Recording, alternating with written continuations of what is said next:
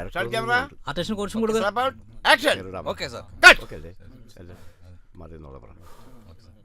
സ്റ്റാർട്ടും കട്ടും പെട്ടെന്നായിരുന്നു. ചില casting ഓളാര shooting ഓല.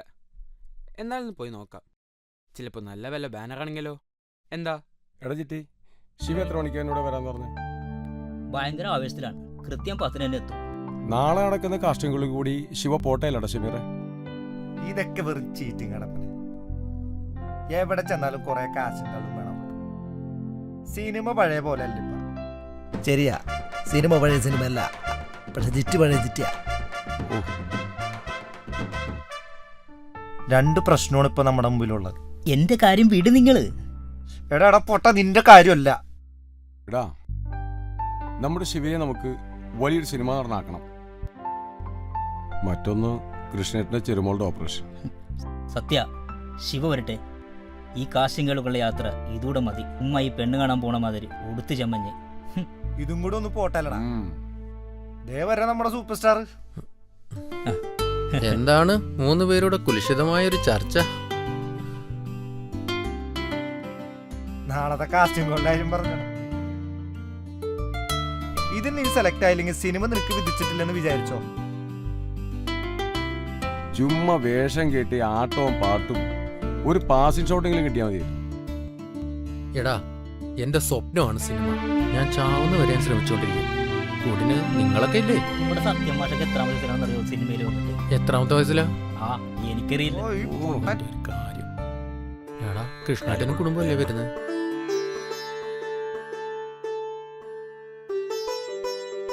കൃഷ്ണേട്ടാ,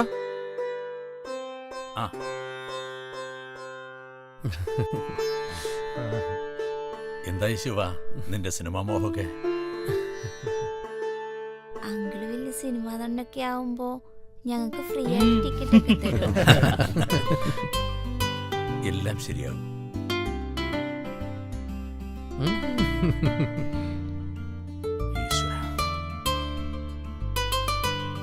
ശിവ, നീ നല്ലൊരു സിനിമ നടനാകും. എന്റെ മനസ്സ് പറയുന്നുണ്ട്. ഇവരൊക്കെ നിനക്ക് വേണ്ടി ജീവിക്കുന്ന കുട്ടികളാ. എന്താ ശാരദേച്ചി, കൃഷ്ണന്റെ വാക്ക് വിശ്വസിക്കോ? അച്ഛനൊരു കാര്യം പറഞ്ഞാൽ അത് അച്ഛന്റെ മാതിരിയാണ്. അത് നടന്നിരിക്കും. എന്റെ മോളുടെ കാര്യം ഒഴിച്ച് എനിക്കതിലൊരു പരിഭവമില്ല അച്ഛാ. എല്ലാം എന്റെ വിധിയാ. ഏതൊരു ഭാര്യയും പോലെ കെട്ടിയോനില്ലാത്ത വിഷമല്ല എനിക്ക്.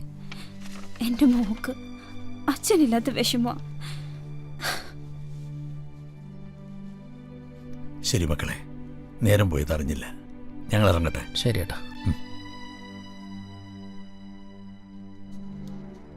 കുടിച്ച് കൂത്താടി നടന്നപ്പോ ഓർത്തില്ല വാസുവേട്ടൻ ഇതുപോലെ ഒരെണ്ണം വളർന്നു വരുന്ന കാര്യം. പാവാതിനെ നോക്കാം. നമസ്കാരം. മണിലാലെന്നാണ്. സന്തോഷം. അത് കണ്ടോടാ? ആരടാ അവര്? എന്താ അവര് കൊടുത്തത്? നമ്മുടെ രണചേതനയുടെ സെക്രട്ടറിയാണത്. കഴിഞ്ഞ ക്രിക്കറ്റ് ടൂർണമെന്റ് അവരല്ലേ ജയിച്ചത്. ആ ക്യാഷ് മിനിമോളുടെ ചികിത്സയ്ക്ക് കൊടുക്കുന്ന കാര്യം പറയുന്നത് കേട്ടിരുന്നു. എടാ, നമ്മുടെ നാട്ടിലെ kick boxer national champion Dominic ഇല്ലേ? ശിവ, നമുക്ക് രണചേതനയുമായി ആലോചിച്ച് ഒരു കിക്ക് ബോക്സിംഗ് മത്സരം സംഘടിപ്പിച്ചാലോ? അതിൽ ജയിച്ചാൽ കിട്ടുന്ന സമ്മാനത്തുക നമ്മുടെ സംഭാവനയായി കൃഷ്ണേട്ടന്റെ പേരക്കുട്ടിക്ക് കൊടുക്കുകയും ചെയ്യാം. അപ്പൊ തോറ്റാലോ? ഗാലന്റ് ഇൻഡോറിലെ മത്സരം നമ്മുടെ കൊച്ചു ഗ്രാമത്തിലൊരു ഉത്സവമായിക്കോട്ടെ. ഇന്ന് തന്നെ നമുക്ക് മണിലാലോട്ട് സംസാരിക്കാം. കള്ളക്കളുടെ ഉസ്താദാ ഡൊമിനിക്. കഞ്ചാവും എനിക്കെന്തോ. ഏയ് ഒന്നുമില്ല സാറേ, രണ്ടാൾ തമ്മിൽ മത്സരിക്കുന്നത് രണ്ടാൾക്കും ജയിക്കാൻ വേണ്ടിയാ. പക്ഷെ രണ്ടാൾക്കും അറിയാം ഒരാളെ ജയിക്കുമെന്ന്. നാഷണൽ ലെവലൊന്നും പോയില്ലേലും ഞാനൊരു കിക്ക് ബോക്സർ അല്ലേടാ. എന്നാ പിന്നെ ഇനിയൊന്നും നോക്കണ്ട, നമുക്ക് അവരുമായി സംസാരിക്കാം. ഒരു കുഞ്ഞിന്റെ ചികിത്സക്കല്ലേ. ഓക്കെടാ.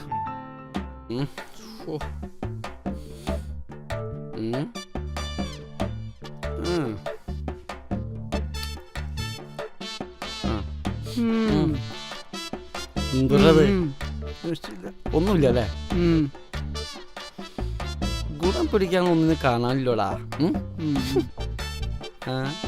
ഇതേതാ പകുതി പള്ളിയിലെ?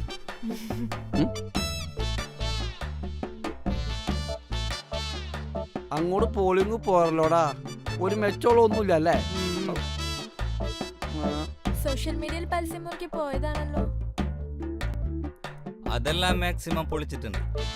ആളുകൾക്ക് സത്യം പിടികിട്ടിട്ടുണ്ടോന്നാ എൻ്റെ ഒരു തോന്നൽ. ഇത്രയും ആളിന്റെ വാടക കടമായാൽ ഹാജി ആരെ അലറും കൂട്ടിയിടുകയും ചെയ്യും. കരുനാക്ക് വിളിക്കണ സാവമ്മേ, അതിനൊക്കെ വഴിയുണ്ട്, ആരെങ്കിലൊക്കെ വരും ഉറപ്പാ. ചക്കര നീയൊന്നും മിണ്ടാത്തേ. എന്ത് മിണ്ടാൻ? വില കൂടിയ വാഹനമാണ്. നല്ല വണ്ടിയാണല്ലോ പിന്നെ.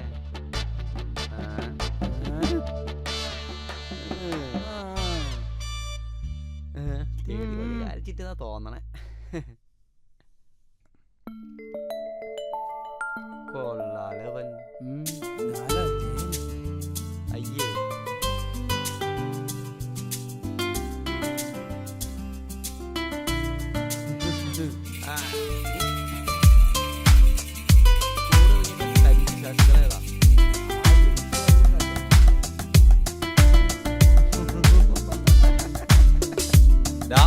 എന്തുട്ട് വരവാടാംസേ. ഇവിടെ കവിത നിന്നോട് ഞാൻ പല പ്രാവശ്യം പറഞ്ഞിട്ടുണ്ട് കംസെ കംസത് വിളിച്ചിരുന്നു. വിവരമില്ലാത്ത കാരണവന്മാരെ എനിക്ക് ബോധമില്ലാത്ത സമയത്തിന്റെ പേരാ കംസ. തിയേറ്ററിൽ പടം വരുമ്പോഴേ സിനിമാസ്കോപ്പിനകത്ത് ഇങ്ങനെയോട് കാണിക്കും. കഥാ സംവിധാനം തിരക്കഥ സംഭാഷണം കംസാന്ന് ജനം പൂവും. എന്തൊക്കെ പറഞ്ഞ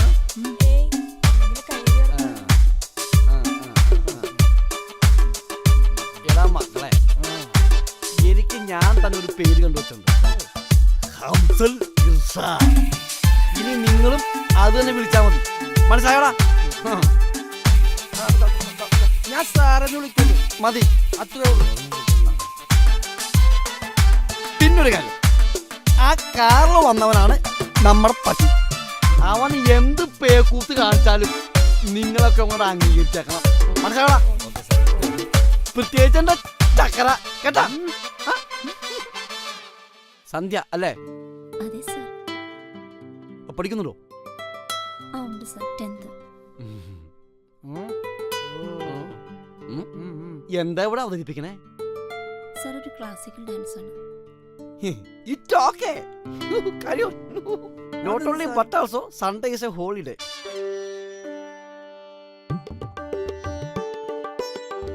മുത്തേ, നീയും പഠിച്ചോട്ടോ, ഇത് ചവിട്ടുനാടകല്ലടാ.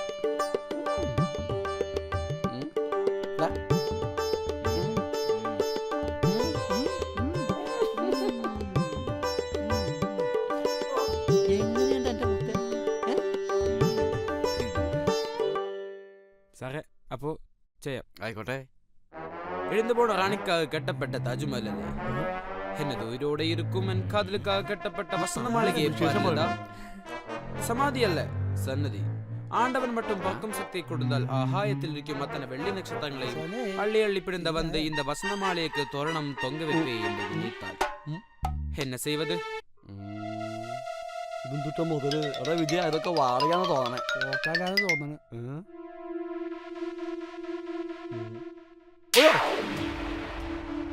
എന്റെ ഞാനൊരു വില്ലൻ ചെയ്യും.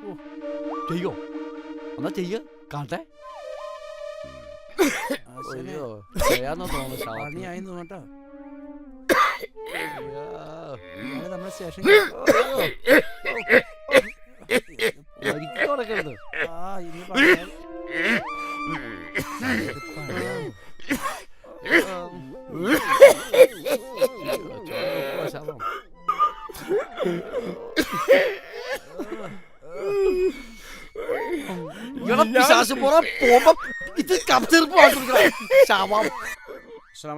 ആയിക്കോട്ടെ.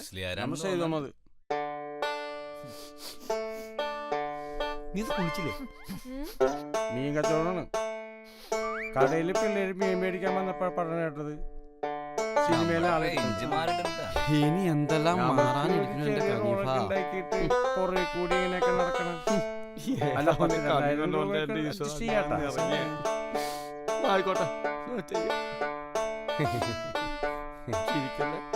നമ്മൾ പറ്റുമോ? ശിവ, സിദ്ധാർത്ഥ ശിവ അല്ലേ?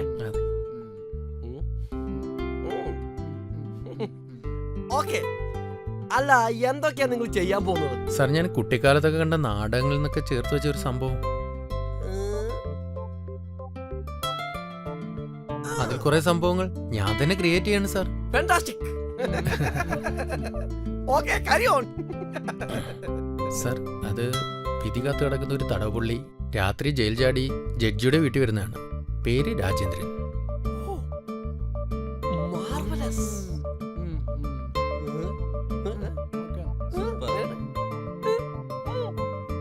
Okay, carry on.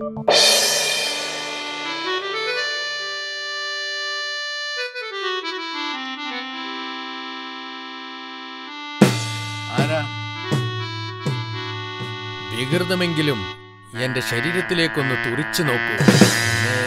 മനസ്സിലായില്ലേ? ഇല്ല, മനസ്സിലായില്ല. തിളക്കമറ്റതെങ്കിലും എന്റെ കണ്ണുകളിലേക്കൊന്ന് സൂക്ഷിച്ചു നോക്കൂ. ഇനിയും എന്നെ മനസ്സിലായില്ലേ? ഇല്ല, ഇല്ല, ഇല്ല. ഞാൻ ഫെർണാണ്ടസ്. രാജേന്ദ്രൻ? അതെ, രാജേന്ദ്രൻ. എന്താ ഞെട്ടലുണ്ടാകുന്നുണ്ടോ? മനസ്സിലായല്ലേ? മറക്കാൻ പറ്റില്ലല്ലോ. ജയിൽ ചാടി ഞാൻ ആദ്യം കൈക്കലാക്കിയ എന്താണെന്നറിയുമോ? ഈ കഠാരയാണ്. എന്തിനാണെന്നറിയണ്ടേ? വിധി പറയാനിരിക്കുന്ന SC 112/14 നമ്പർ കൊലക്കേസ് വിധി പറയാനായി അങ്ങ് നാളെ നീതിപീഠത്തിലേക്ക് വരുമ്പോൾ ഞാൻ നിരപരാധിയാണെന്ന സത്യമറിയാവുന്ന അങ്ങ് വിശുദ്ധമായ ആ പേന കൊണ്ട് എനിക്കെതിരെ ഒരു വിധി പ്രസ്താവന നടത്താൻ പാടില്ലെന്ന്. രാജേന്ദ്ര, എന്താ ശബ്ദം താന്നുപോയത്? ജുഡീഷ്യറി തിരുത്താനാണ് രാജേന്ദ്രൻ പറയുന്നതെന്ന് ഓർക്കണം. സത്യം. ആരാണ് ആ കൊല ചെയ്തതെന്നും ആർക്കു വേണ്ടിയാണ് ആ കൊല നടത്തിയതെന്നും അങ്ങ് മറന്നിട്ടുണ്ടാവില്ല അല്ലേ? രാജേന്ദ്രൻ, എന്റെ ഔദ്യോഗികം ദുരുപയോഗപ്പെടുത്തി ഞാൻ ഒന്നും തന്നെ ചെയ്യില്ല. അഥവാ ചെയ്യേണ്ടി വന്നാൽ ഞാൻ എന്റെ വിരിമാറിലണിഞ്ഞ ഈ ഗൗണെടുത്ത് ഞാൻ വളർത്തുന്ന അൽസേഷ്യൻ പട്ടിയുടെ മാറിലണിഞ്ഞ് രാജേന്ദ്രൻ പറഞ്ഞ അച്ഛനെ പോലെ അഭിമാനിയായനെ. ഞാൻ നിസ്സഹായനാണ്. അല്ല, ക്രൂരനാണ്. മൂർച്ചിട്ട കാലുകൊണ്ട് എന്റെ ശരീരത്തിലെ അസ്ഥിയും മജ്ജയും മാംസവും പ്രാണനും ചവിട്ടിയരച്ച് പ്രായമായ എന്റെ അച്ഛന്റെയും അമ്മയുടെയും മുന്നിലൂടെ കശാപ്പ് ശാലയിലേക്ക് മൃഗങ്ങളെ തുണ്ടം തുണ്ടം വെട്ടിനുറുക്കാൻ കൊണ്ടുപോകുന്ന ലാഘവത്തോടെ വലിച്ചിഴച്ചപ്പോൾ ഞാൻ കേട്ടു സാർ.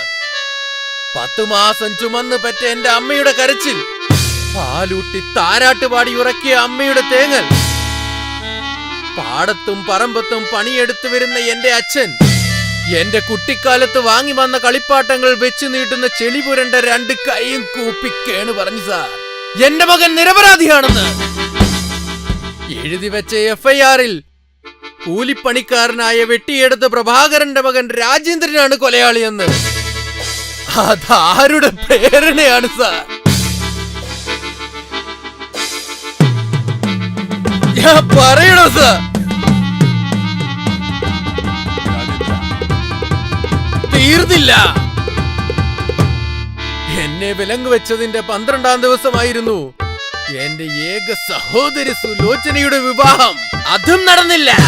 ഒരു കൊലപാതകയുടെ സഹോദരിയെ അവർക്ക് വേണ്ടെന്ന്.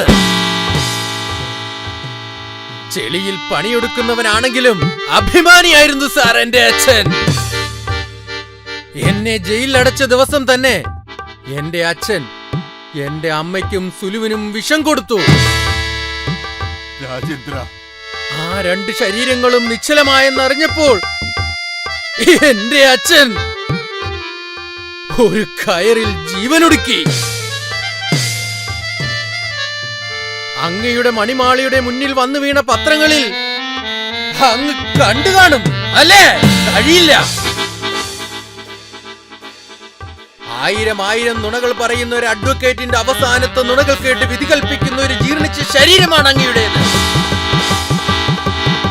ക്ഷമിക്കണം സാർ, ഞാൻ എന്തൊക്കെയോ പറഞ്ഞുപോയി. അങ്ങയുടെ ധീരമായ തീരുമാനങ്ങൾ നിറവേറ്റിക്കൊള്ളൂ. നാളെ പ്രതിക്കൂട്ടി നിൽക്കുന്ന ഈ രാജേന്ദ്രന് മരണശിക്ഷ വിധിക്കുമ്പോൾ അങ്ങയുടെ ഈ കൈകൾ വിറയ്ക്കരുത്. പ്രതിക്കൂട്ടി നിൽക്കുന്ന ഈ രാജേന്ദ്രനെ നോക്കി അങ്ങയുടെ കണ്ണുകൾ നിറയരുത്. പാവങ്ങളാണ് സാർ.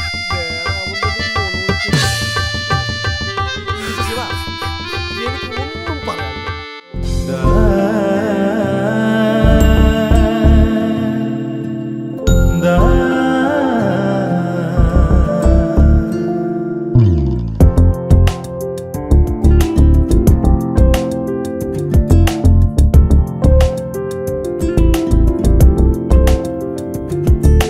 ചന്ദനപ്പുഴ താണ്ടി ഒരു പൊൻവസന്തം പോലെ ഇടനെഞ്ചിനുള്ളിൽ കൂടുകൂട്ടി നീ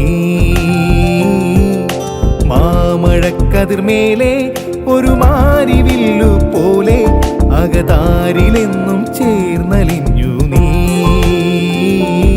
മധുമന്ദഹാസച്ചൊടിയിൽ മൃദുചുംബനം നീ നൽകി ഒരു മഞ്ഞു തുള്ളി പോലെ പെയ്തു നിന്റെ മാറിൽ പൂത്തുവിടരാ ചന്ദനപ്പുഴ താണ്ടി ഒരു പൊൻവസന്തം പോലെ ഇടനെഞ്ചിനുള്ളിൽ കൂടുകൂട്ടി നീ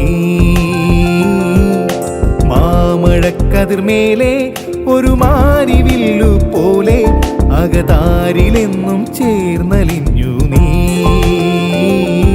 മധുമന്ദഹാസച്ചൊടിയിൽ മൃദുചുംബനം നീ നൽകി ഒരു മഞ്ഞു തുള്ളി പോലെ പെയ്തു നിന്റെ മാറിൽ പൂത്തുവിടരാ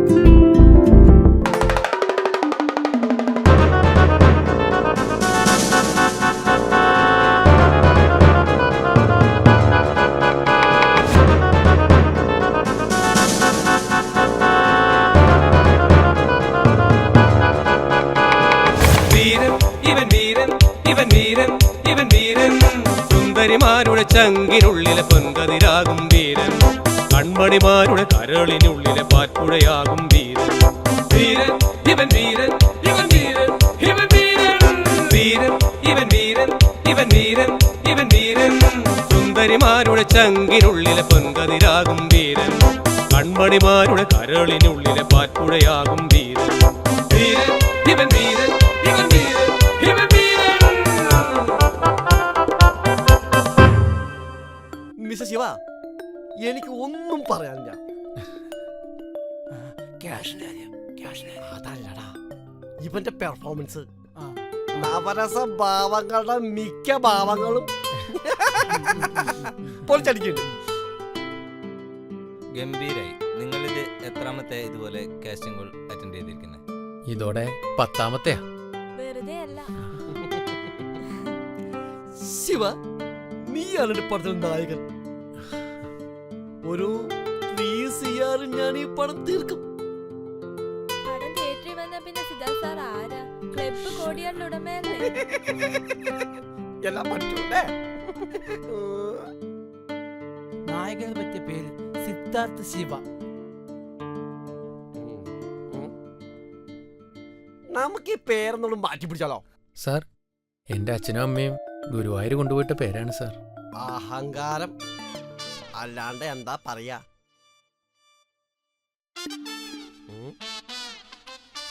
വേണ്ട. ഓക്കെ ശിവ, ഉടനെ അങ്ങോട്ടൊരു 3 CR താല്പര്യത്തിനോളൂ. നമുക്ക് ഉടനെ ഷൂട്ട് തുടങ്ങാം. സാർ, ഞാനൊരു പാവപ്പെട്ടവനാണ് സാർ. കണ്ടോടാ അഭിനയം കണ്ടോ? കണ്ട് പഠിക്ക്. 1000 രൂപ പോലും തേച്ച് കിട്ടാത്ത ഒരു കൂലിപ്പണിക്കാരനാണ് സാർ. പിന്നെ ഈ വസ്ത്രവും വണ്ടിയൊക്കെ എന്റെ ചങ്ങാതിമാർ എനിക്ക് വേണ്ടി സംഘടിപ്പിച്ചതാണ്.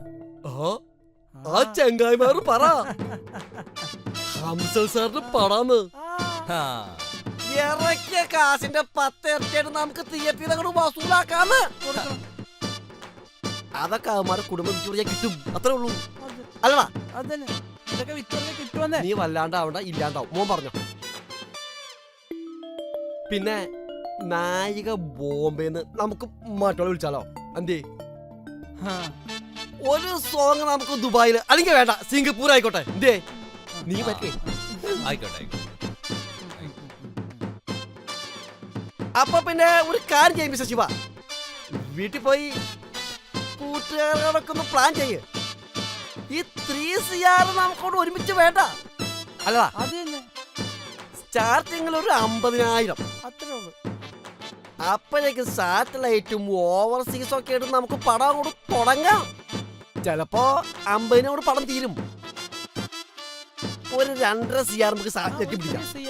ഒരു 3 CR ഞാൻ പടം തീർക്കും അല്ലേ? കൂടെ ഉണ്ടെങ്കിൽ ഓക്കെ ഓക്കെ ഓക്കെ സാർ.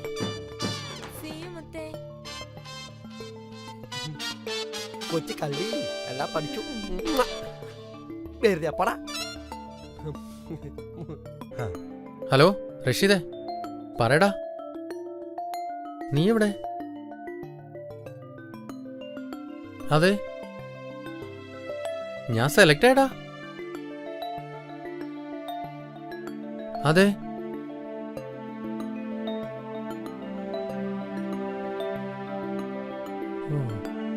ആണോ?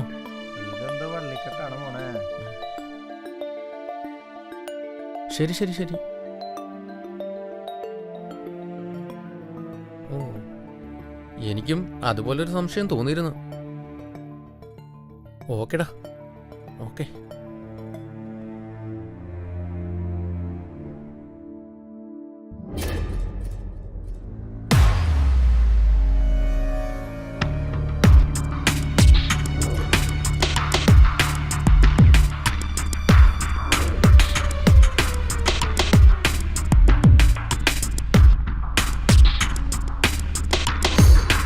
സിദ്ധാർത്ഥ ശിവത്തിന്റെ ഒരു ആക്സിഡന്റ് പറ്റി.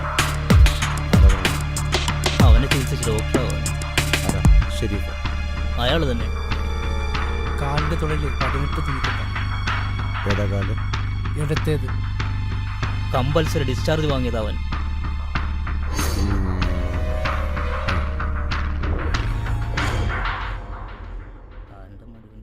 ശരിക്കും ശ്രദ്ധിക്കുക. നല്ല ജനക്കൂട്ടുണ്ടെന്നാണ് പറയണത്. അത് ശരിക്കും സൂക്ഷിക്കേണ്ടവരാണ്. ഇനിയിപ്പോൾ അങ്ങനെ അറിയിച്ചിട്ടുണ്ടോ? ഒന്നുമില്ലെന്നേ, അതൊന്നും കുഴപ്പമില്ല.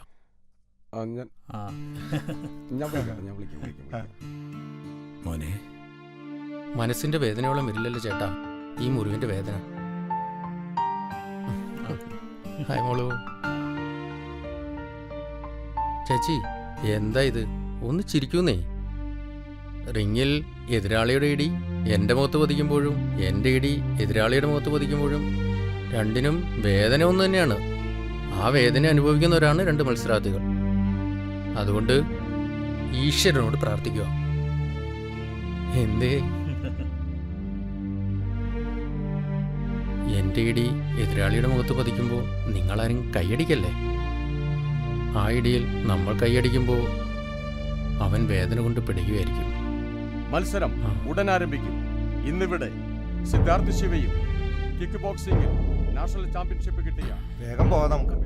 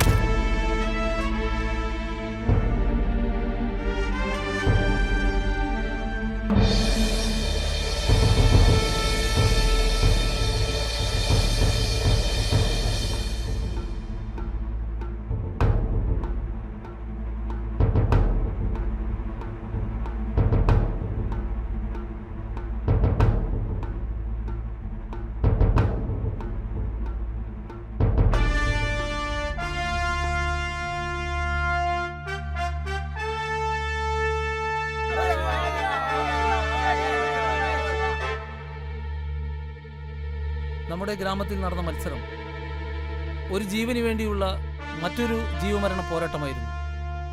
ഇതിൽ വിജയികളായിട്ടുള്ളവർക്ക് വേണ്ടിയിട്ട് ക്യാഷ് പ്രൈസ് സമ്മാനിക്കുന്നതിന് വേണ്ടി മലയാള സിനിമയിലെ സംവിധായകൻ ശ്രീ കണ്ണൻ താമരക്കുളത്തെ ഞാൻ ഈ വേദിയിലേക്ക് ഹാർദമായി സ്വാഗതം ചെയ്യുന്നു. അതോടൊപ്പം നമ്മുടെ ഗ്രാമത്തിലെ പൊതുപ്രവർത്തകനും സാമൂഹ്യ സേവകനുമായ ശ്രീ PK കരുണാകരനെയും ഞാൻ ഈ വേദിയിലേക്ക് ഹാർദമായി സ്വാഗതം ചെയ്യുന്നു.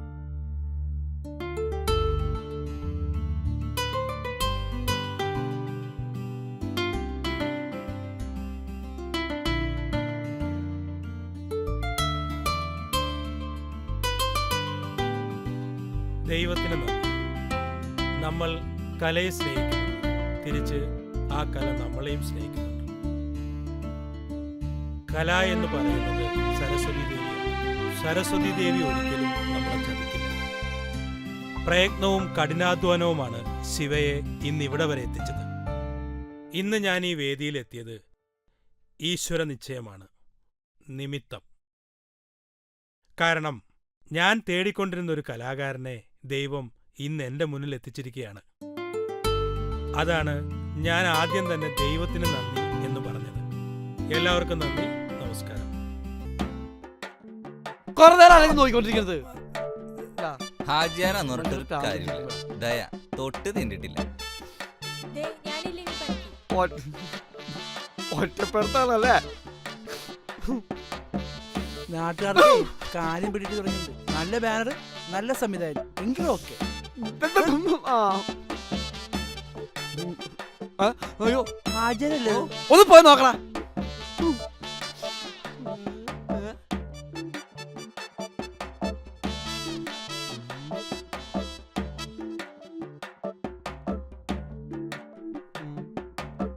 ഹാജര അയ്യോ എന്തിനാ കയ്യിൽ കുറെ കാശുണ്ട്.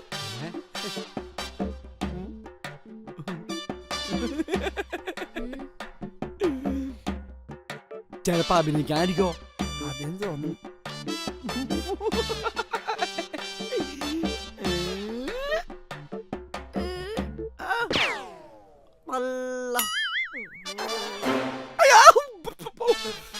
നാണോടാ കള്ള നായാൾക്ക് നായിച്ചു തിന്നണോടാ. സിനിമാന്നും പറഞ്ഞ് ടൗസർ ഇട്ട് ഇറങ്ങിയേക്കണ്. 14 കൊല്ലം ഞാൻ ഈ മുറി വാടക കൊടുക്കുന്ന പണി തുടങ്ങിയിട്ട് കുറെ സിനിമാക്കാരൻ സുലൈമാൻ കണ്ടേക്കണ്. എന്താ കാര്യം? ഓനെപ്പോലും ഇതുവരെ കണ്ടിട്ടില്ല ഹിമാറെ. യോഗം ചവട മനുഷ്യരെ കണ്ടു പഠിക്ക്. അന്ന മുറി പൂട്ടി നിറഞ്ഞപ്പാ ഓൻ തന്നതാ ദാ ഈ പൈസ. അവൻ നല്ലവനാ. മുറി വാടക. ശിവൻ എടോ, ഓൻ മനുഷ്യരിൽ പിറന്ന ശിവനല്ല, ഓൻ ദൈവം. പുതിയ പടത്തിലെടുത്തേക്കുന്നവനാ, അറിഞ്ഞ് മിനിയുടെ ഓപ്പറേഷൻ മൊത്തവനാ. അത്താ ഞാൻ പറഞ്ഞത്, ഓ ശിവനാന്ന്. ഓരവലാദികള് നായിട്ട് തിന്നാൻ നോക്കിയാൽ കഴുതകളെ ഇഞ്ഞെങ്കിലും.